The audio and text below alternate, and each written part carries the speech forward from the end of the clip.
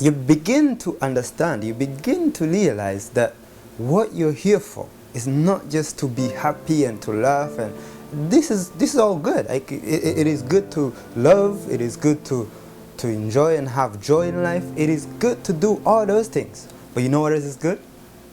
Challenges. Challenges are important in our life, because by the time you have gone through challenges, then you know if this is not the hell you've ever been told. And if this is not the heaven, see, it's not just hell. It could be hell if you choose it to be, but it could be heaven too. It's always just a matter of perspective and how you understand how to succeed in life.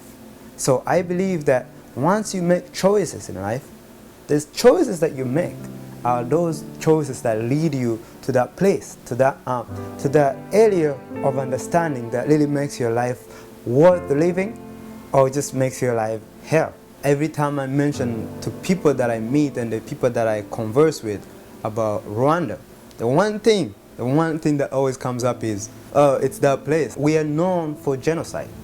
That, as sad as it might be, we are known for genocide, for what went on in those days in 1994, those experiences. I mean, it's those experiences and what followed, but specifically those experiences changed me and my family members and everybody that I know.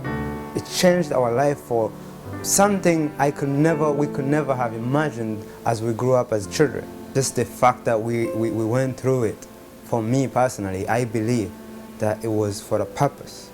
The reason that one can go through those horrors and survive and yet come out and the whole world pretends that nothing ever happens, because you see, when you come to these countries, especially when you come to the West, they treat you, oh, you're lucky, and then that's it. You don't get any special treatment. Nobody ever looks at you and say, man, I wonder what's going on in your head right now. Like, can we really feel comfortable around you? Do you need special treatment? They shy away from that angle. If you are in this country, in the Western countries, and you see the things that we saw as children, and you were able to come out of it and not see a therapist, a psychologist, anybody who could help you arrange and rearrange your mind to go back to the way it's supposed to be, you will be crazy. You wake up and the next day you will be crazy. And it's not a far-fetched thing to say, because I don't know if any of you know the story of Romeo the Rare. Romeo the Rare was the general, the leader, the head of the UN in Rwanda at the time. And he led the UN coalition army in Rwanda, and at the time when the genocide was happening, they did what they could, but that time they did. Really, the UN left him hanging and he could do nothing. They watched people get slaughtered. He speaks about it, he's written about it, he has charities and foundations that tell about it. So it's not a secret that they left him hanging and nobody really cared what was going on in the world. But what I'm trying to say is that what he saw changed him, changed his whole life forever. He became depressed. Just within 2-3 years as he got back to Canada, he got so sick that at many points in his life he wanted to kill himself. He wanted to kill himself only because his mind could not cope with what he had seen in Rwanda in 1994.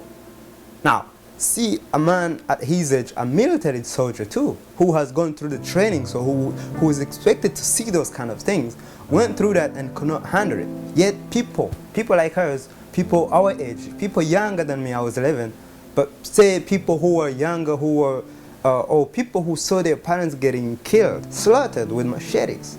All these people are living among us, yet when they come to us, all we could do is say welcome, and nobody ever really looks at that angle until these individuals can say, oh, I don't feel like, maybe I need to see a therapist. But some of them will never realize it, because everybody's trying to cope, everybody's trying to catch up with the world. You gotta remember, when you go through wars, you don't go to school. When you go through wars, you lose contact with the normal society. So by the time you come back into the world, by the time you go back into school, by the time you start talking to the society again, you realize that there's so much you have to catch up to, that it's almost impossible. It becomes overwhelming just to think about, like how much how much time will it take me to go back to where everybody else is? But you see, that is the mistake we make, because we don't need to go back to any place.